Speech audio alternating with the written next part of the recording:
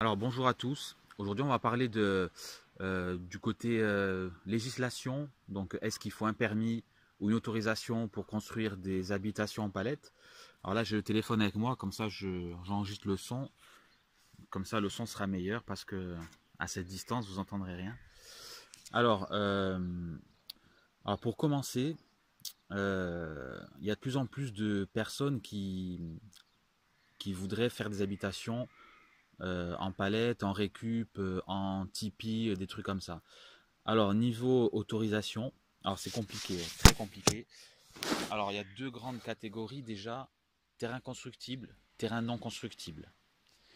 On va commencer par les terrains non constructibles, ça sera plus rapide. D'une manière générale, si votre terrain n'est pas constructible, vous n'avez pas le droit de construire un truc. Voilà, c'est aussi clair que ça. Même si c'est un truc en palette, même si c'est un truc en bois, même si c'est un tipi, une yourte ou tout ce que vous voulez, du moment que c'est fixe, vous n'avez pas le droit. Voilà. Même un camping-car, un mobil-home, euh, si le maire n'est pas d'accord, vous n'aurez pas de votre autorisation. Donc ça déjà, comme ça c'est réglé. Donc terrain non constructible, rien. Ensuite terrain constructible. Alors c'est pas si simple parce qu'on n'est vraiment pas égaux au niveau des communes à ce niveau-là. Parce qu'en fait, ça dépend de plein de choses. Ça dépend de votre mairie beaucoup. Ça dépend donc du maire. C'est lui qui va autoriser ou non. Ça dépend si votre commune a un PLU ou non. S'il y a un plan d'occupation des sols ou non. Ça dépend de plein de choses. Donc déjà, donc sur un terrain constructible, si votre structure dépasse 20 mètres, c'est pas 40 mètres, c'est des fameux 20 mètres carrés permis. Voilà, que ce soit en palette, pas en palette, pilotis ou pas pilotis, parce que moi le chalet il est sur parpaing, donc il n'y a pas de fondation, il n'y a rien. C'est considéré comme des petits pilotis, mais ça change rien du tout. Donc voilà, de premier point. Ensuite, si ça fait moins de 20 mètres, ce sera une autorisation. Mais là, il faudra expliquer aussi, il faudra expliquer à votre mairie euh, ce que vous voulez faire exactement. Il faut savoir après, il faut essayer de mettre les chances de son côté. Voilà. Euh, les maires, les mairies vont pas se mouiller pour vous, ils s'en fichent de savoir si vous avez une habitation légère, une habitation éco-responsable, éco-machin. Voilà, ça ils s'en fichent.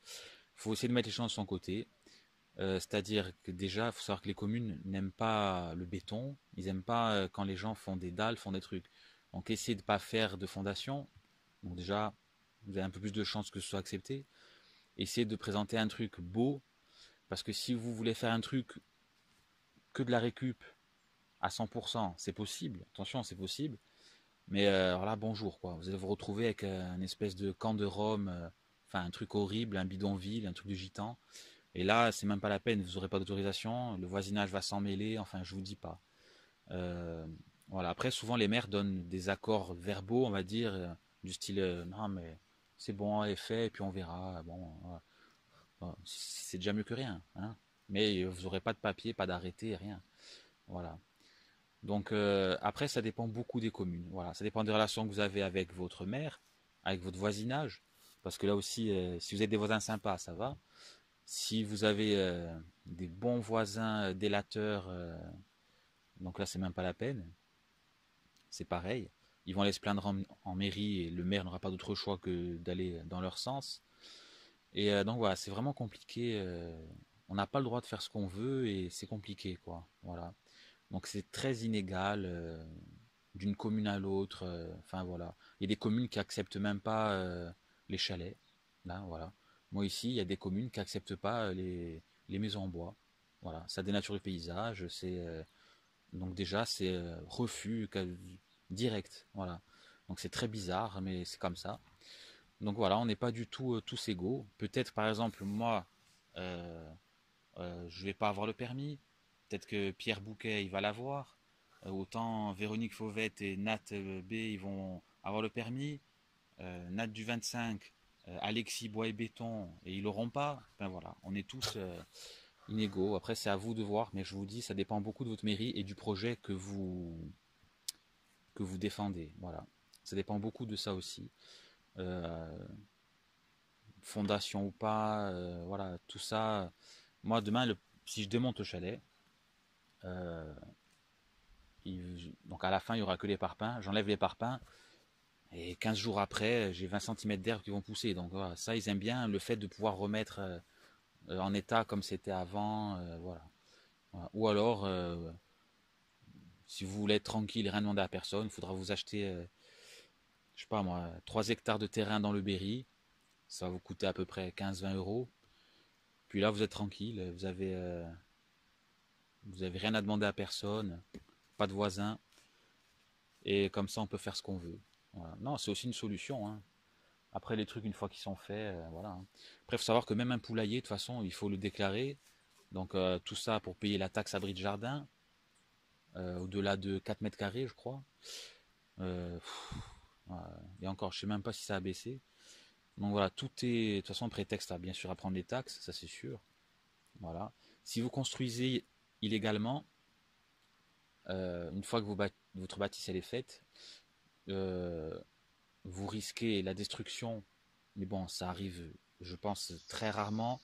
Si votre affaire n'est pas médiatisée, s'il n'y a pas une association de défense de la grenouille à pois rouge, enfin voilà, si ça fait pas trop de bruit, il n'y aura pas de destruction, à moins que vous habitiez en bord de mer, là c'est même pas la peine. Mais voilà, vous risquez surtout une amende, voilà, ça oui. Et moi je connais des gens qui ont construit sans permis, ils ont eu une petite amende, en plus c'est pas beaucoup, donc ils payent leur amende, mais par contre, tout le temps qu'ils étaient dans l'illégalité, ils payaient quand même la taxe foncière. Ah, ça c'est quand même pas mal, voilà. À partir du moment où vous avez une adresse, les impôts se fichaient de savoir si vous aviez eu le permis ou pas. C'était taxe foncière quand même, il faut payer quoi. Donc voilà. Donc quoi qu'il en soit, un truc en palette ou pas, ben il faut le déclarer. Euh, il faut une autorisation. Enfin voilà. C'est pas toujours. Ouais, enfin, j'allais dire c'est pas cool, mais bon. Après d'un autre côté, si tout le monde fait ce qu'il veut, des fois, bon, voilà. Il y a ma jument qui mange l'herbe devant. Hein. Ça va tranquille, Fifi. Bah alors, je suis en pleine vidéo là. Oui oui. Tu veux, tu veux pas aller ailleurs, sérieux. Allez va. Va manger ailleurs, Fifi, allez. Allez, va, allez. Je sais pas si je vais pouvoir finir. Ouais. Ah, ça y est. Ouais. Voilà, merci. C'est bon. Donc voilà, bah écoutez, en gros, je récapitule. Terrain non constructible, zéro construction, à moins de le faire sans autorisation. Ce qui reste quand même une solution. Enfin voilà, faut pas écarter non plus. Voilà, hein. Donc, terrain constructible, plus de 20 mètres carrés, que ce soit en palette, pas palette, en bottes de paille, en torchis, en paille et boue, en je sais pas quoi, plus de 20 mètres, permis. Voilà, ça c'est sûr. Fondation ou pas fondation, même une tente, il faudra un permis. Moins de 20 mètres, autorisation, en expliquant votre projet à votre commune. Et là, c'est la loterie. Comme je vous ai dit, voilà.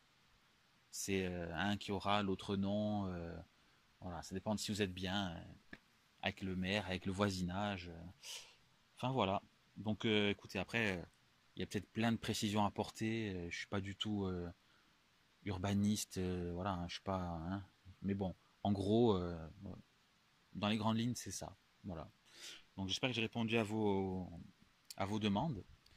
Et puis voilà. Donc je vais vous laisser. Voilà.